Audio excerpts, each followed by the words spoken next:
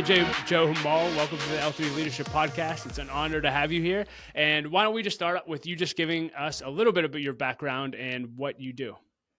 Well, thanks for having me, Doug. I'm super excited to be here with you. I know that our conversation today is going to be a lot of fun because I think we're passionate about a lot of the same things. I am 46 years old, and I've spent the better part of the last 20 years teaching leaders how to be better bosses and how to create the conditions at work for people to thrive. I was previously the head of learning and development for a large healthcare system, and then about 10 years ago, went out on my own and built a boutique training and development firm. And most of my work now is about speaking and writing and training. And I'm one of those people that sort of nerds out around the social science research for what makes people tick at work and how do you get people to care and what role do leaders play in that. Oh, yeah. Well, this is obviously always an important topic, but I think in a post-COVID world, you had the Great Resignation. I'm being told that it's been followed by the Great Regret. You have leaders, we have leaders everywhere who have lost great people. They're trying to rebuild their teams. They're trying to figure out flexibility in the workplace. Do we do remote? And so I'm really looking forward to this conversation. And just to tee it up, you recently wrote a book. Wrote several, which I want to dive into, but your most recent book is called Employalty. And why don't you kind of just set the stage of why you wrote this and what you want leaders to get out of it before we dive into the specifics? Sure. Well, I ended up writing Employalty because I was getting frustrated by the national conversation that was taking place around the Great Resignation, that it was triggered by COVID, that it's all about money. Neither of those things are true. We know, for example, that what we're calling the Great Resignation actually started in 2010, and that Really? every year since 2010, the number of people who voluntarily changed jobs has increased. We also know that it's being driven not by work ethic, right? The issue isn't that nobody wants to work anymore and people just got lazier. It's being driven by people pursuing quality of life after years of being overworked and underpaid and burned out. And so when I decided to write this book, it was really about helping business owners and leaders understand what they need to get right in order for people to join an organization, stay long term, and then give it all they've got to do great work. And so employalty, the word, we're playing a little trick on the reader. You hear the word and you think it means employee loyalty. But the definition of employalty, it's a portmanteau of the words employer, loyalty, and humanity. We know that when employers create a more humane employee experience, that's actually what activates commitment at work. Yeah. So, well, let's talk about what you found in the book. What are people looking for? And, leadership podcast, you're speaking to leaders who are constantly thinking this through. What can we do to actually attract, recruit, retain all of the above quality employees?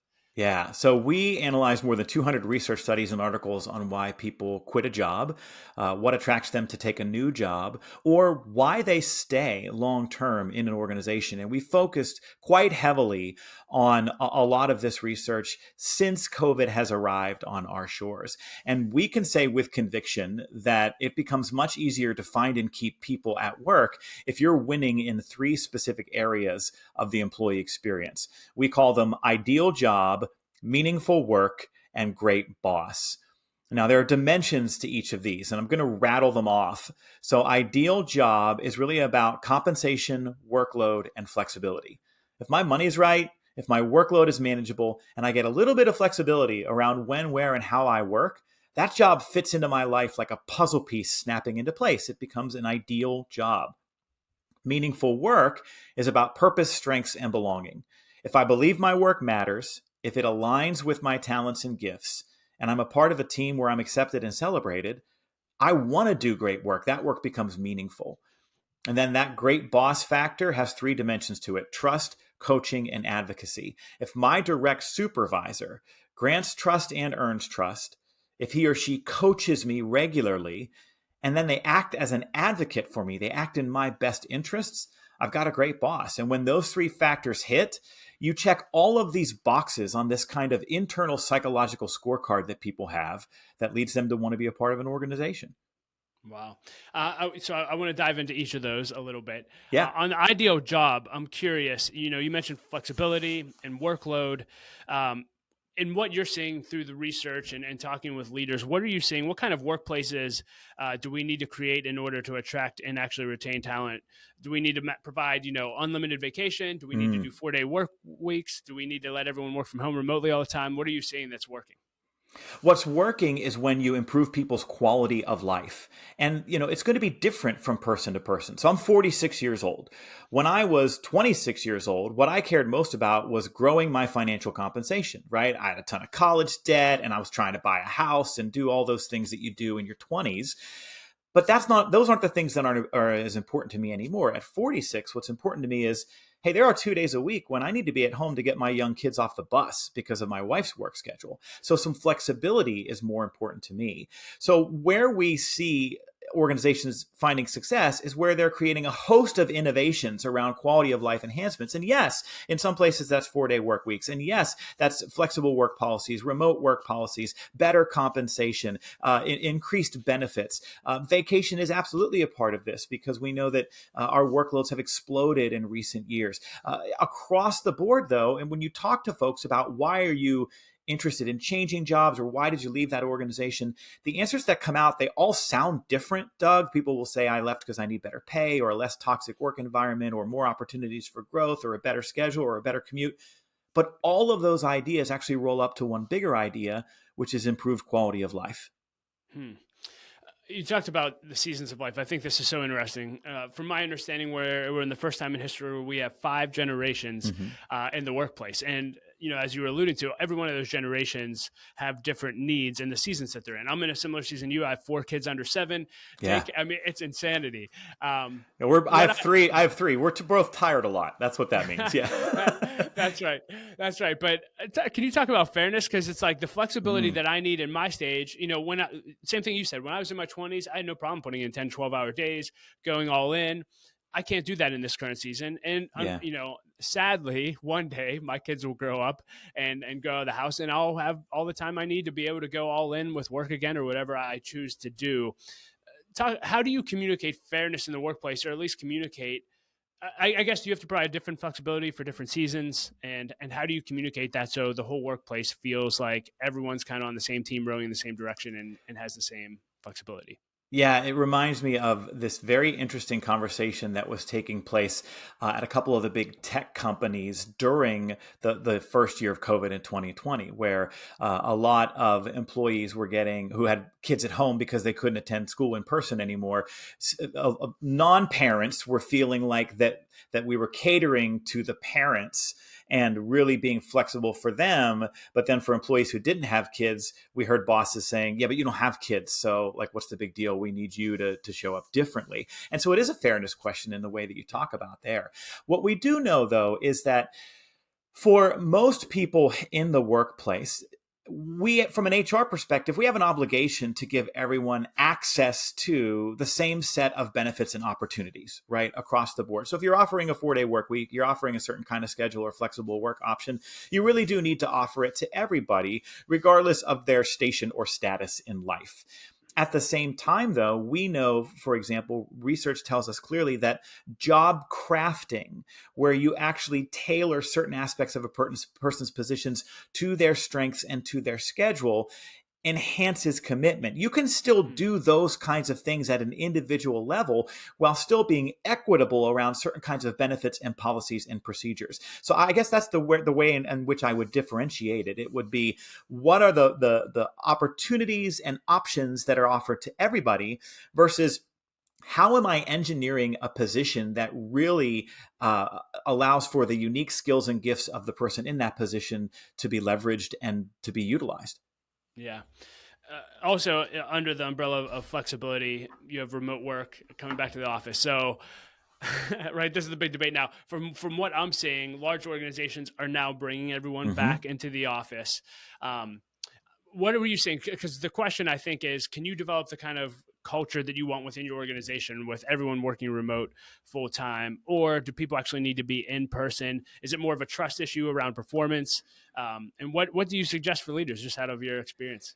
Yeah, there's a lot going on around the work from home and the return to work question right now, right? So a couple of things.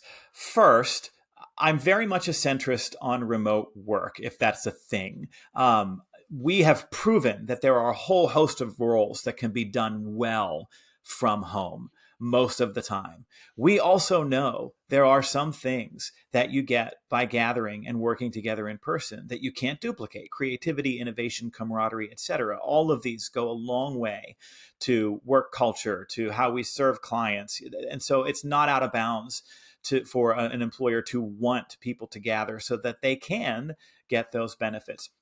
What I think is important in this day and age is that employees and leaders are co-creating their work from home policies together.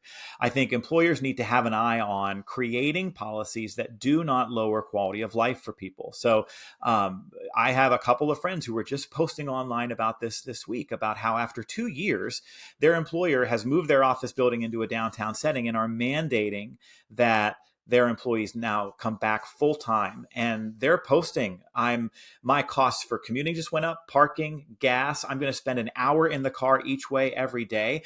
This is an absolute disruption that I'm not going to tolerate. And, when you enact policies that lower people's quality of life, you create a flight risk. And so really it's about that dialogue together. What I challenge employers to think about is that most of the time work from home policies are really about trust. In this day and age, we're seeing so many employers who are trying to create really complex monitoring systems and check-in processes because they believe that if left to their own devices, employees working from home aren't going to try as hard or care as much, right? They're going to watch Netflix and do laundry all day. And it just doesn't prove to be true most of the time. And so these employers are imposing these complex systems onto a group of largely ethical people in out of fear of the rare bad apple, right? And it sends a really powerful message to employees, which is that we don't trust you. It also slows down their work and it lowers their quality of life. And so those kinds of approaches to work from home don't do any good. One more point, because I know I've been going for a little while around this. I love it. The work from home piece that I think is most important is really tied to flexibility. Flexibility is about giving people some influence over when, where, and how they work. And what we know is if you give people just a little bit of flexibility, a little bit of control, a little bit of say in some aspect of their work arrangement, it supercharges commitment. And work from home is just one kind of flexibility, right? Maybe we're just talking about giving people some influence over where their shift starts, or when it starts, or who they work with, or how long it is, or what days of the week they work. When you can give some of that power back to people, you create more loyalty in your organization. Yeah, that's so good. I love how you just said leaders should work with, hey, here's a novel thought. Ask your employees for input before you create a policy. See how they're thinking and feeling. I am curious. I mentioned the great resignation, and then it's followed by the great regret. Right. You mentioned employees who now they do have to come back to the office and they're saying, hey, I have all these costs, et cetera. Are you seeing that? And do you have any advice for people who may be listening to this and saying, yeah, I feel like I need more flexibility than, I had. I don't like the direction the company's going. I want to leave. What advice do you have so people don't have great regret in transitioning? Right. So, yes, I've seen a lot of the sort of the great regret, and I think it's being driven in a lot of ways by unkept promises from employers. So in the last couple of years, as workers sought more quality of life, and as a caveat here, Doug, I have actually referred to the Great Resignation as the Great Upgrade, because that's really what's happening in the labor market. People aren't resigning, they're switching jobs. And when they switch job, they're pursuing those upgrades to quality of life that we talked about. And we have all kinds of jobs data that tells us this is the case. And I think this is a really important distinction to make for leaders and employers. People aren't deciding not to work. There's not an invisible mass of people who are sitting on the sidelines all of a sudden. We have more jobs in our economy than we have people to fill them. And so there's opportunity now, and people are seeking upgrades to quality of life. And so it's been the great upgrade, where we see employees leaving these new jobs quickly, or even boomeranging back to employers that they left in the first place. It's often driven by unkept promises. They were told, yes, you're going to get flexibility. Yes, you're going to be able to work from home a lot. Yes, we've got great bosses. Yes, we're going to invest in your professional development. Yes, we're going to keep pushing your wages higher and higher. And then they get there, and the promises that were made weren't kept. And, in some cases, people end up finding that the grass isn't always greener on the other side, and they go back to other places they were at before, or they go looking for another upgrade in some way. My advice for employers is keep your promises and really think about those quality of life enhancements and recognize that you have to choose an identity right now. Are you a departure organization or are you a destination workplace? And if you want to be a destination workplace, you have to understand those dimensions of ideal job and meaningful work and great boss that we just talked about. For employees who may be in roles that they're unhappy about, right? We've all maybe had the experience where we weren't in love with a job, but we didn't necessarily know the reason why. I would argue that you could bang your experience up against that same framework of ideal job, meaningful work, great boss, and the dimensions that we just talked about a few minutes ago to say, all right, which of these am I getting and which of these am I not getting? And for the ones that I'm not getting, does it turn out that maybe those are even more important to me than I realized? And now how do I go seek those out in another part of my company or maybe another role altogether? Yeah, I want to transition and talk about the great boss factor because this is Yeah. huge. Leadership podcast, and I'm sure every leader listening to this has heard the phrase "people don't leave companies, they leave people," Right. which historically I would say, at least in my experience, has been true. One, just you have three things that you mentioned under what a great boss looks like, but we're responsible as leaders for ensuring that we have great organizations. What does a great boss look like, and how can leaders identify whether or not they have good ones? Yeah. So we all know that there are literally dozens of things that a leader needs to do right consistently for someone to point to them and say, man, I've got a great boss. And we also know that even if we get all of those things right, it's still a really fragile relationship and it can be fleeting at times, right? You can take years to build up that great boss employee relationship, and you can significantly damage it in one or two bad decisions, right? And so as we looked at what leaders need to do well consistently in order for that direct supervisor relationship to work, we kept coming back to these three ideas of trust, coaching, and advocacy. So trust is a two-way street, right? I have to grant trust and I have to earn trust. And I grant trust specifically by giving people the freedom to get to their work product their way, which may not always be my way. It's trusting other people's insights, their ideas, being willing to let them try new things, being willing to let them fail. Because as a boss, when we don't grant trust, we end up becoming a micromanager. And we know that's a soul-crushingly awful experience for people who have somebody right over their shoulder. Earning trust is about being competent and being present and sharing credit and accepting blame and doing many of the things that we talk consistently about that are sort of flagship behaviors for leaders in this day and age. So that trust factor is sort of a secret sauce in the boss piece. The coaching dimension is really about a specific kind of conversation that we're having with employees consistently. Too often when we talk about coaching, we think it's about giving advice, or we picture somebody with a whistle around their neck standing on the sideline at a football game. But in terms of leadership, that's not what we mean when we say coaching. Coaching is a very specific kind of conversation. It's asking people open-ended questions in the right order to create self-actualization, to mine them for their insights and creativity and their potential solutions. And so when I have a supervisor who coaches me, who invites me to share my thoughts and opinions, who challenges me, who uses it as a developmental tool to not just give me answers when I ask questions, but to say, well, what options do you see?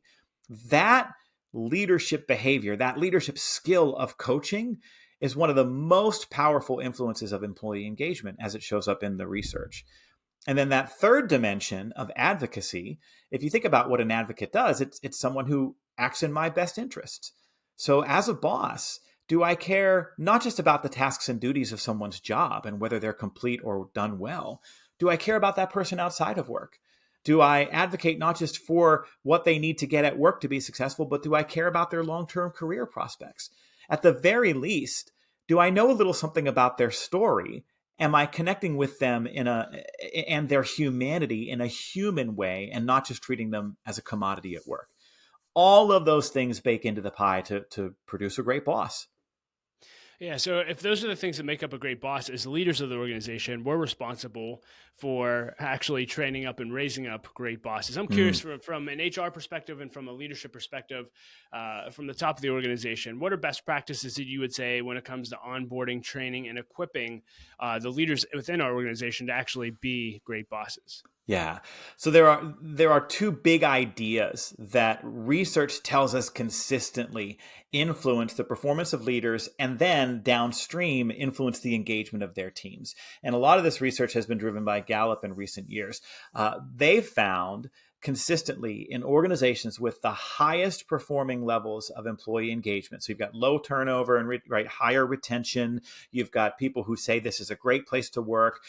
People who part with what is called discretionary effort, right? That space between doing the minimum and giving it all they've got.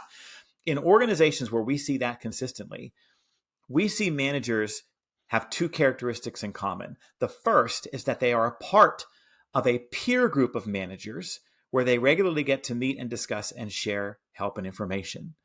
The second is that they demonstrate an ongoing commitment to professional development.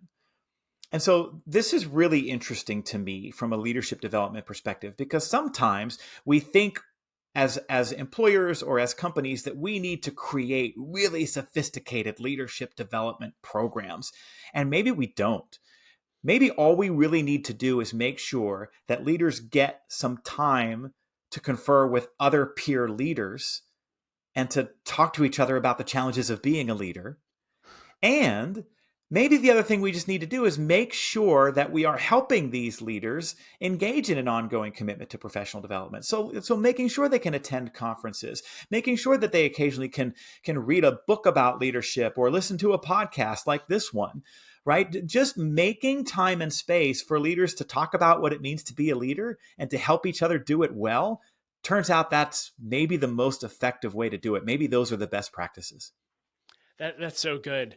I want to dive a little bit more into being a great boss and creating a great culture. You wrote another book. I just think this ties into great bosses. And the book is called No More Team Drama, Eliminating the Gossip, Clicks, and Other Crap That Damages Team. First of all, unbelievable book title. Thank you. but I'm super passionate about this. So Yeah. gossip is rampant in our world. It's crazy. It does damage teams. It damages organizations. How can leaders do some of the things you mentioned, eliminating gossip and clicks? Because if they don't do that, we're never going to thrive and have a flourishing culture, in my opinion. Yeah, and it's funny. This book was born out of work that I had been doing for years, traveling into organizations, doing, like full day long leadership master classes and coming back a couple times and working with frontline and mid-level managers about what are you struggling with the most? What are the biggest people management challenges you face? And consistently we would get back all of these ideas about, well, people just don't play well together in the sandbox sometimes. And how do we, what do I do? What kind of conversations do I have? How do I fix that? And so we decided, all right, why do some teams become high performing, close knit, no drama work groups while others just get mired in debate and dysfunction and drama? And so we started doing a lot of, again, research. I kind of talked about nerding out around the social science. I'm really interested in what leads to clicks, what leads to gossip, what are the triggers, what are the environmental factors, what are the beliefs, what are the cognitive biases. And so we married all of that together into this book. And what we found is that most of the time, team drama comes from people more favorably judging themselves and more harshly judging others, because of some shortcuts our brains take and the stories they make up about why people do what they do. And so the book really argues that there are 4 things teams have to work on together in order to cut down on us more favorably judging ourselves and more harshly judging others. And we call them courtesy, camaraderie, conflict, and cause. Now you can tell, Doug, because you just asked me about the other book, that we like frameworks, right? When we talk about this stuff, we like to try to translate some of these complex ideas into simple concepts, right? And so courtesy is about the quality of interactions that people have. What are the expectations for how we talk to and treat each other? Camaraderie is about giving people a chance to form sophisticated relationships with each other and to access each other's humanity, because it turns out we judge each other less harshly when we know some things about each other. We find things in common with each other that don't have anything to do with work. Conflict is about teaching people how to avoid unhealthy patterns of conflict. We write in the book about something called drama triangles, right? Where if I'm upset with somebody else, I actually end up going to a third party first, right? That's called a drama triangle. And Love it. that's an unhealthy pattern of conflict. And so we need leaders to actually teach members of teams, like, hey, when you're frustrated with somebody, you got to go talk to that person first. And then cause is really about our mission and our purpose, right? When everybody is rowing in the same direction, and when you identify a mission that is so powerful and worthy of people's attention that it cuts down on the high school BS and noise that kind of creeps into work sometimes. So those four things: courtesy, camaraderie, conflict, and cause, are sort of the recipe for a low drama work team. I love these frameworks. Uh, as we start to wrap on the conversation around employalty, the third bucket that you talked about was just meaningful work. Yeah. And I think this is huge. Now, I work at a rescue mission. We serve the homeless. So everyone's like, wow, there's so much meaning behind your work. I wish I had meaning in my work. How do we help people find meaning and significance in what they do in the day-to-day? Because all of our jobs, no matter what the purpose of the organization is, have mundane parts of them. Yeah, I do a lot of work in healthcare, and it's easy to get romantic about healthcare too, right? We're saving lives, we're curing the sick. And there are a lot of professions where you can point to the difference your work makes in the lives of others right quick. But there are other jobs where maybe that's harder to do. I've had a lot of conversations with people who work in call centers and collections and things of that nature. I think every job, in one way or another, either reduces suffering or imparts joy, or in some form or fashion makes a difference to somebody in a positive way. I think we as leaders, if we can shine a light on that and become better storytellers, we can actually help people find that purpose and that meaning more easily. I always give the example of the ticket taker at the movie theater. Right. This is my dream backup job, Doug. If I just get tired of thinking at work, I might just go tear tickets at the movie theater, because I feel like it's not that hard, right? You just tear the ticket on your left, on your right. There's the restroom. Thanks for coming. But if I ran a movie theater and I had, high school kids working for me, tearing tickets, I wouldn't want them there just like slouching and thinking that their work was meaningless. I would want them to believe that doing that really matters. And not just because we don't want people stealing free movies. And so I'd probably do something like this. If I hired a high school kid, I would say, hey, you're tearing ticket to the movie theater. And I know that probably feels meaningless, but it's really not. Who do you know who has been married the longest? And we'd probably hear maybe about their grandparents or an aunt and uncle, or maybe their own parents. And I would say, I want you to go ask them to tell you about their first date. And I want you to come back and tell me about it. And when this kid came back and told me about it, I would probably get a lot of detail, right? And I would probably say something like, isn't it remarkable that they remember in such detail a night that happened like 40 years ago? Isn't that remarkable? Hey, guess what? The people walking past you every day that you're tearing tickets might be that couple. They might be on their first date, and we get to be a part of that. And isn't that amazing? And then, Doug, I'd say, now, do you know anybody who has kids, say, under the age of 3? And if they do, maybe it's a neighbor, maybe it's a cousin. Okay, I want you to call them up and I want you to ask them, what would it take for you to go to the movies tomorrow? And I want you to figure out all the things that they would have to get into place to get out of the house without the kids to go see a movie, right? You said you got 4 kids. I got 3. If my wife and I want to go see a movie, right, we're out $50-$60 for a babysitter before we pull out of the driveway, right? Yep. Yeah, I'm with you. Yeah. And so then I would have that kid come back and tell me, I would say, every day you're tearing tickets. You've got people walking past you who had to move heaven and earth just to be there. And so let's make this nice special for them. So you see what I'm doing, right? I'm connecting. Yeah. I'm ready to go work for you at the movie. The difference that we make in the lives of others, and making it personal and making it emotional.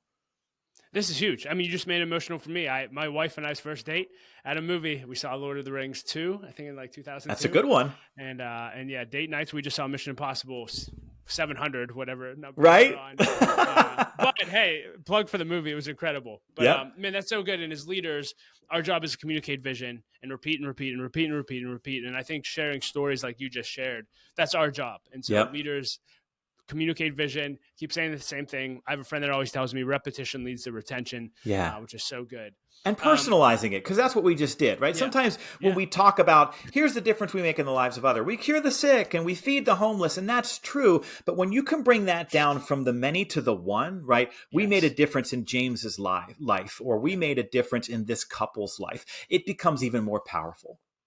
Yeah.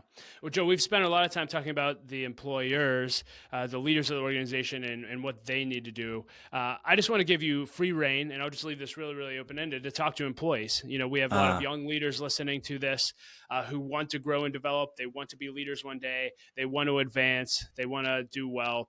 What advice do you have for employees and future leaders? What do they need to do in order to thrive in today's workplace? Oh, if you want your employer to be devoted to you, then we have to show up devoted to them. We have to care about their mission, right? We do have to care about their bottom line. We do have to care about the quality of the interactions that we have with clients, with customers.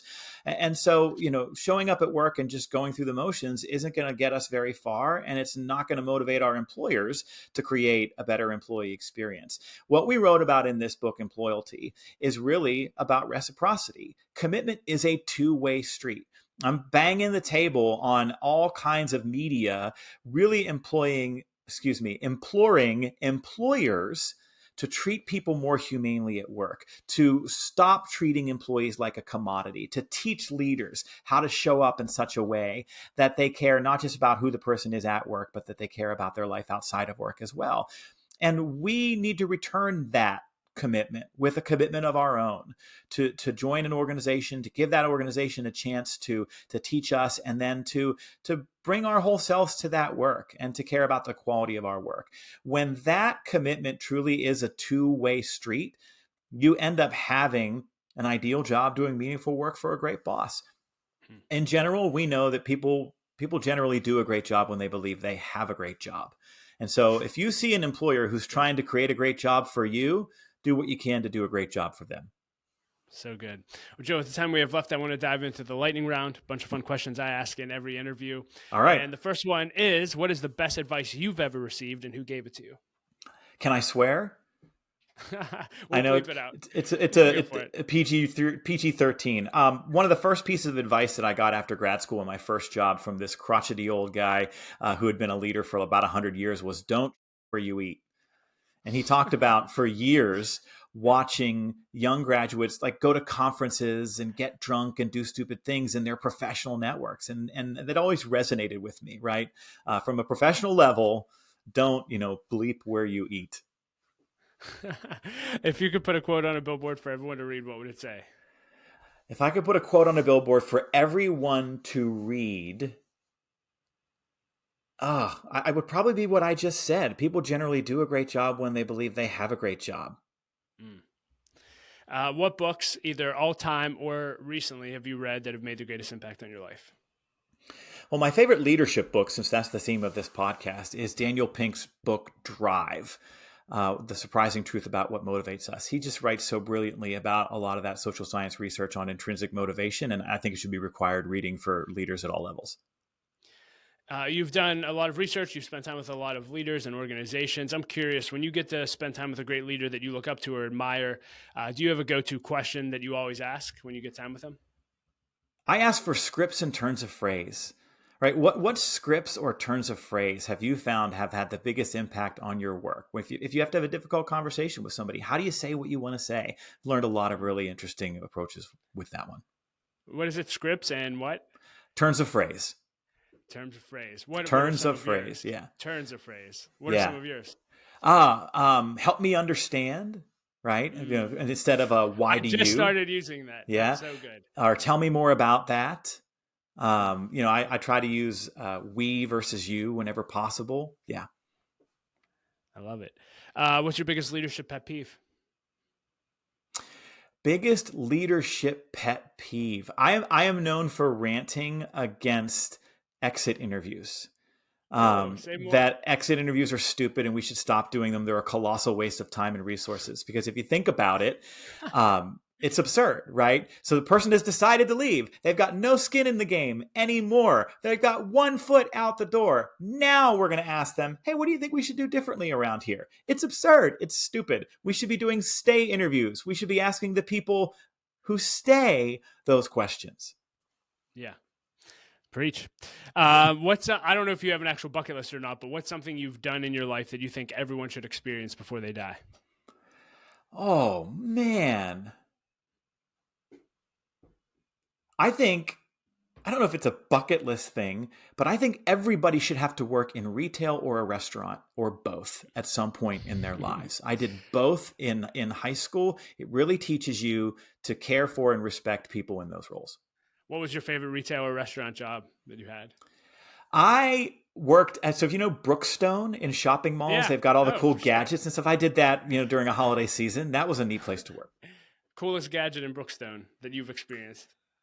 The massage chair. They had a fancy massage chair before you could get them in like April's and lobbies and things like that. That's so funny. If you could go back and have coffee with yourself at any age and you would have actually listened to yourself, what age would that be and what would you tell that version of Joe? Oh, my first blush reaction is I would go back to myself in middle school. And I was very small and I was very smart, which is a pretty brutal combination in those years. And middle school was awful and I got picked on a lot. And I think I would just probably encourage myself that it's going to get better. Part of me, now as a dad would want to teach me to fight back and probably say some of the things that even my parents were saying at the same time. I don't know that I was able to hear it, but I would tell myself it's going to get better. It's going to get better.